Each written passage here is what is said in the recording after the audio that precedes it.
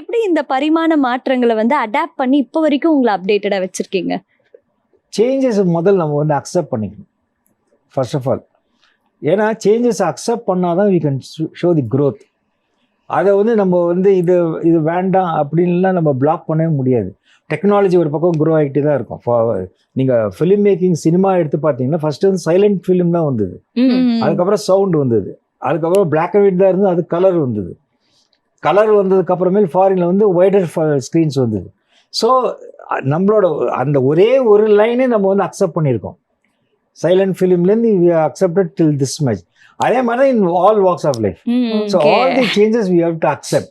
உங்களுக்கு முன்னாடி நிறைய சேஞ்சஸ் இப்போ பார்த்தீங்கன்னா next AI is coming, artificial intelligence உள்ள வருது. ஸோ இப்போ அதுவும் நம்ம கற்றுக்கிட்டு தான் ஆகணும்.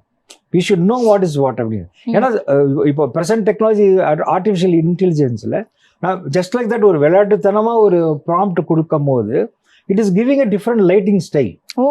அந்த லைட்டிங் ஸ்டைலை பார்க்கும் போது ஓகே இதை ஏன் நம்ம ரியலாக நம்ம ஷூட் பண்ணும் போது இது ட்ரை பண்ணுறதுக்கு what are the pros and cons, how to do that அப்படின்ற ஒரு இன்ஸ்பிரேஷன் வந்து it is giving something new.